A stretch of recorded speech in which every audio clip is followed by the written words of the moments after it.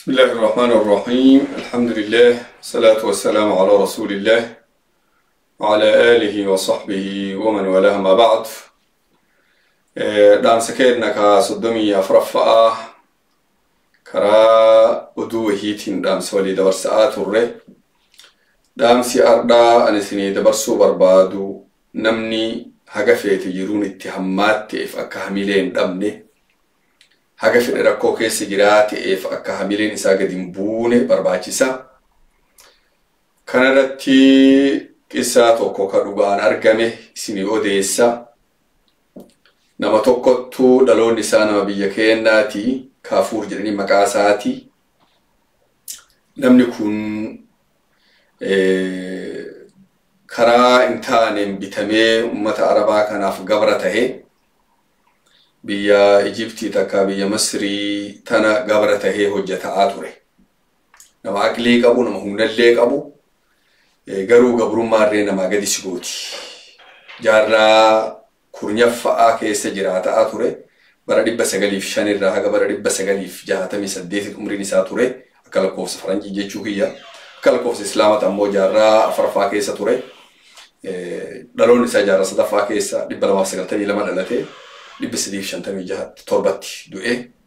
Namni kun gabrummaan biyya teenarraa biyya Masrii tanatti gabra tahee galee bitamee jechuu.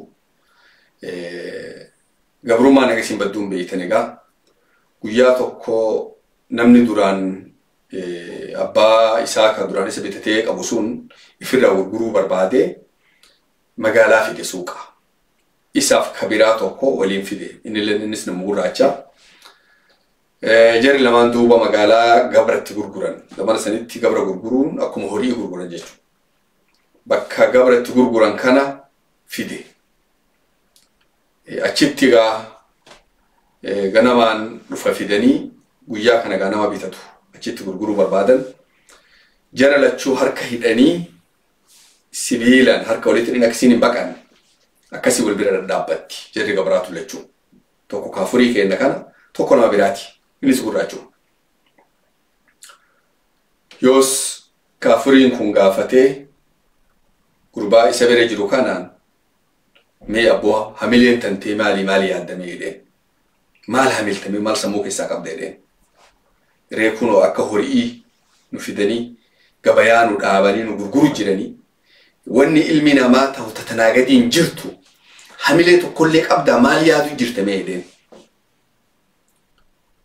Gurbaan waan jedheen aboo hamileen tiyya silaa sadarkaa ilma namarraa gad dabre. Dhihana waan nyaatan uma haftoon akka kenna namni bitatu kun martu waa ana dalagaa walaana waan martolcha ammoo haftoon akka kennanii takkaa dhihanan quufne bakka dhihanarraa quufu. Tadhihana hagam nyaatte namni aan hin jedhe haga fedhi nyaadhee irraa quufu namnummaan akkasii odoo na bitatee jedha hamileen tiyya. Keessattuu mana nyaataa namni qabu. Mana nyaataa san keessa hojjedhu odoo naan jedhee na bitatee dhihanuma kana akka gaariin nyaadhee quufe. Hamileen tiyya hagana jedheen. Itti kufle. Kaafuur. Itti kufle. Ati yoo hamilee biraa qabda mana kofalta jedheen. An hamilee biraa qaba jedheen. Hamileen tantee maal jennaan biyya tana gartaa jedheen. Biyya Masrii tana. Biyya tana marayyuu bulchaa biyyaa tahee biyya tana qabadhee bulchuu hamilee qaba jedheen. Kofleetti kofle. Hundi kofle. Gabayaa dhaabanii akka horii si gurguru jiranii. Ati immoo sanii wajjin biyya tana bulchuu heda jettee yaadda. Waa xiqqoo siyaafa jedheen maraaturra. Aqlii lafa kaayattee wayaa lafa buuftee deemurra. Wama xiqqoo siyaafa jedheen. Yeroo gabaabduu booda maraata. Yaani waliin nuun galuu garaan ifna dhiise. Dhiifnaan yeroon gabayaan oowwitee magaalaan oowwitee namni dhufee ilaalaa qaqqabatee ilaalee gatiin hagam jedhee biraa deema. Namni tokkotti dhufee kaan gurbaa kaanii boodhi hana akka gaarii dhaabuu beektaa jennaan. Wannummaan an beekuu dhihanaa mi jedheen. Wannummaan an beeku noo'ii bifa feete ta dhihanaa ta'an dhaabu qopheessuu hin dandeenye hin jirtu jedheen. Maaree mana nyaataa qaba. Si bitadhaa akka gaarii dalagdanaan sannan dhiisee hojjetiyya. gatiin isaa agam jennan gatii baasee hiikkatee dabarate. Nagaa itti qarabsi yaa baasu waan abbaan barbaadu argattee jedheen. Gammadee amma kun waliin dabra. Kaafuuriin kun nama humna qabu, namni humna qabu hun gatiin isaa dhiqoo qaalee kaanirra. Namuu bitachuu didee osuma bira deeman galgaloofte. Yeroo galgaloofte warri boolisaa tokko dhufee aboo dura taa'aa kennattu kaadima humna qabu jabaa barbaada. Gurbaan kun nama jabaa, nama humna qabu fakkaata. Gatiin hagam jedhanii bitatan. Jarri mootummaatuun bittee mootichaa geessite jechuudha. Mootichaa geessinaan egaa inni nama sammuu qabu qiyaasa malee. Mootummaa yeroo san jirtu iqshiidi jedhaniini mootummaa yeroo san biyya san bulchaa turte. Sammuu qaba inni qiyaasa malee. Sammuu qofaa miti lashii nafallee qaba. Nama lashii nafaa godhu. Nama waan hundayyuu dafee galtuu fi nama kaddamullee qajeela beeku. Malallee nama dha'u qajeela beeku. Waan hundaa tajaajilu qajeela beeku. Nama waan hunda tolu jechuudha. Mootichi takkitti maan jaalate isa. Gabroota kan bira ol dabre takkitti maan. Waan itti erga marayyuu akkasiin taatee hojjeta. Waan biraa itti erginillee tolchee agarsiisa. Amma mootichi fidas dhiyeessa. Dhihana mootichaa fidan kana nama laalu. Dhihana kana quba qabaatee akka dhihana summii namni hin kennineef waan maraa quba qabaatu dhihana mootichaa akka qabatu ta'e baaboo amanamee jechuudha. Sadarkaa san ga'e. Dhihana isaa isaan laalaaf nama biraa nyaachisee ilaale ifi nyaatee ilaale eegasii dabarsaaf jechuudha. Mootichi fi dhiyeesse. Haga mootichi rafuttu taa'ee haasawaan oduu baay'ee beeku. Seenaa waa hedduu dubbisee beeku. Haasee isa gara gumalchiisee akka inni rafutu haasawaan. Mootichi akkasuma oduu haasawa isaa caqasuu rafa.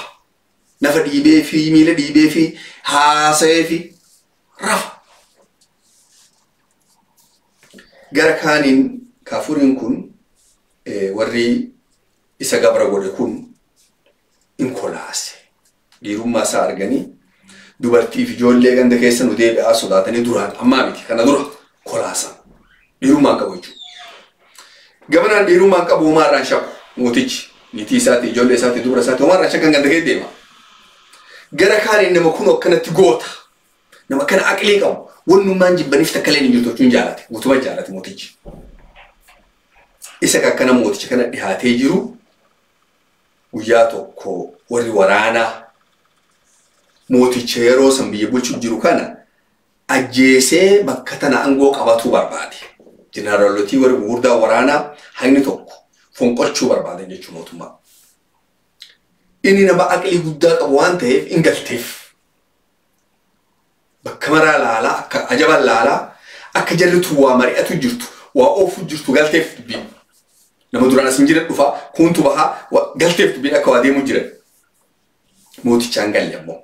Waan dhanaa itti himuu hin danda'u ammoo. Waan seenaan dubatiin itti himuu hin danda'u. Halkan san shakkee mooticha haasa'eenii huloo hidhee fi akka waan biraa deemuu godhee ammoo hin deemne huloo hidhee keessuma tafeen. Bakka hojii duraan tolfatee achuma keessa riphee hafe. Zamana san namni sayfii wallolaa sayfii fi qopheeffatee ka yoo harkaa walis seenanii baaftullee qopheeffatee haaduu fi waan ifi maraa qopheeffatee akkasitti taa'ee achi waardiyaa eegee jechuudha. Halkan yoo lafti bari'ee kaloofti. Mootichi firaa rafa quban qabu. Warri waraanaa kun qophaa'ee huloo isaa takkitti maan dhawanii jiggatanii ka'ee buusan. Yaggi sana mootichi lafaa utaalu huloon qaata keessa buute waraanni qaata akkanaan itti duudee onnee qabatee sayfii qabatee. Amma waan hafneen harka irra dhidhiin qaata. Inni ammoo hunda kana jiraa beeki. Yaggi inni harka kana dhidhiin ajjeesinaan ni jedhu achumatti seeneen jalataan. Akaayee dabarsee jara guutuu fixee. Jarri hin qophoofne nama as keessa nu bahee nu fixee hin qophoofneef. Akkuma lafa fixee dabarsee maraa mootichi hin arga. Maaliif dubbiin gad buusaatiif deemtiin arga. Egaa du'arraa haga xiqqaatti rabbi dhaqqabechuu isaan. Yoos maal godhe ganamaan ka'ee dura taa'aa waraanaa isa godhe. Dura taa'aa waraanaa isa godhe. Guutuu waraanaa ministeera ittisaa jechuudha. Isa godhe. Ta'ee akkasitti biyya waliin amaana'aan itti quufee mootichis waliin akkasi biyya bulche. Booda gaafa duuti isa mudatu mooticha kana ilman dhalle mootichi kuni angoo tana isaa dhaame isaa kenne bakka isaa isa godhe dura bilisoomsee gabrummaa jala hujii guddoo tanatti kennee hujii barsiisee waan mara isa waliin dalagee biyya biraatiin hariira godhuu waan mara dalaguu waraana biyya guutuu tajaajilu misooma dalaguu waan mara barsiisee eeginni hujii baratee waan mara irra bahee gaafa mitu barreessee bakka isin haa ta'u jedhe waggaa 23 biyya Ijiptii qofaa miti yoos waraana baasee duule biyya Siiriyaa qabatee biyya Joordaan tana qabatee biyya Falastiin tana qabatee Lubnaan qabatee biyya amma Israa'el jedhamu tana qabatee maraa qabatee waliin dabalatee biyya guddoo takka ijaarate waggaa 23 bulche Kafur Rashidin Abul Miski jedhaniin Abbaa Miski jedhaniin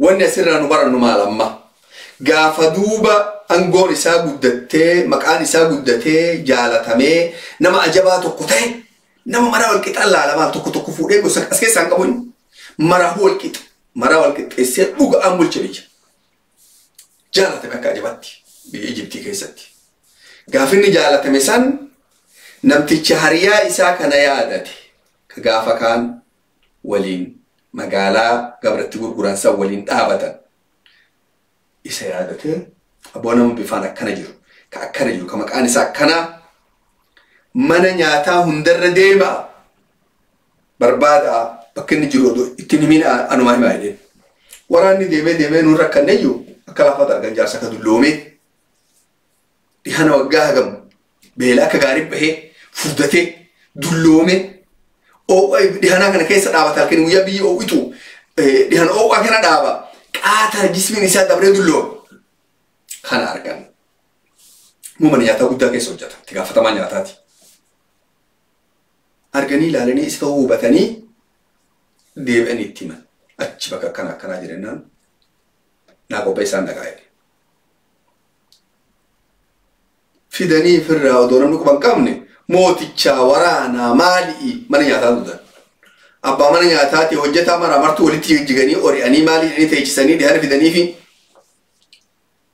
yeroo isa immoo irra dhaabatee inni waan mara laalee dhihana nyaachisu yeroo dhihana waan kennaniif jedhanii nyaatanii dhuganii irraa bahan koo jedheen galtee dhufe bira taa'e ol ka'ii taa'e sirna murtumara na bereede teessoo taa'e na bereede dhufe bira teechise na beektaa inaan sin beeku jedheen mootii biyyaa ta'e mootichi biyya kana bulchu jiru si beeka jedheen si jaaladha akka biraatiin hona beektaa inaan takkaan agartee innaan akka biraa namni warti biyya tan guutuu jiru si beeka sammalee gara biraatiin akkamiin si beeka hin beeku yaadan inni tokkollee nama gaafas gabrichisantu mootii biyyaa ta'a takkaan yaadan inni guyyaa akkanaa ka walitti hidhaa qabna maal hamileen tante ansiin jedhe mana nyaataa guddaa tokko abbaan mana nyaataa tokko na bitatee dhihan akka gaarii nyaadhee quufuu hamileen tiyyate naan jette yaadattaanaan jedhe barate sihi namni sun namni guyyaa san biyya tana bulchuu barbaadanaan jedhe sihi waan ajabaa jedhe waa sihi hima jedheen guyyaa san jedhe haanni gabrummaa waliin nu hidhe naasii jedheen ammoo hamile gargar nu baasee jedhe osoo akka ati yaadde san yaade anilleen bakka ati arda jirtu tana jira jedheen osoo akka an yaade san yaadde atilleen bakka an jiru tana jirtaa beekinen abni banii aadam hamileen addaan bahaa hamileen nama gargar qooda waan asirratti nurraa fayyadannu hamilee teenna hamilee bareeddu hamilee qulqullu hamilee fo'oo tokko haa godhannu wamaa if jalatti ni ijaarin moora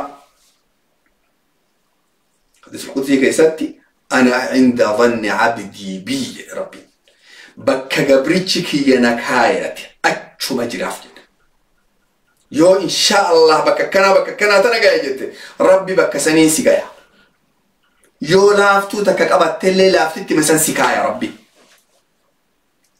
ربنا دنيا آخر اللي أولي إنه هاديم وأنه يا إنه تخيري مرة رب أولي إنه هاكبو وأنه صدى إنه بدو مرة رجل ربي قد إنه هاباسو يجولي تين يجولي حميليك عبد يجولي وان قدو يادو يجولي فردولت وان ببريدو يادو ربي قد إنه هاقول قدين فيتي جباد حميلي تولا أبدي تولا ربي لتوان غاري أبدادا قدي في مبوسينا أركاسا نيا كيسا وان خيري وان غاري تيما حاجة نافقا حاجة dhaamsatti aanu keessatti yoo rabbiin guddaan jedhe wal geennu nagaa rabbiitiin nu jiraadha. Rabbi khayra dunyaa kana waliin nu haa qabu. Fayyaa bal'oo rabbi nu haa kennu. Waan aalamni sodaatee waliin rakkatu jiru kana jala rabbiin guddaan nagaa rabbi jalaa nu haa baasu. Nagaa rabbiitiin nu jiraadha. Wassalaamu alaikum wa rahmatullahi wa barakaatuh.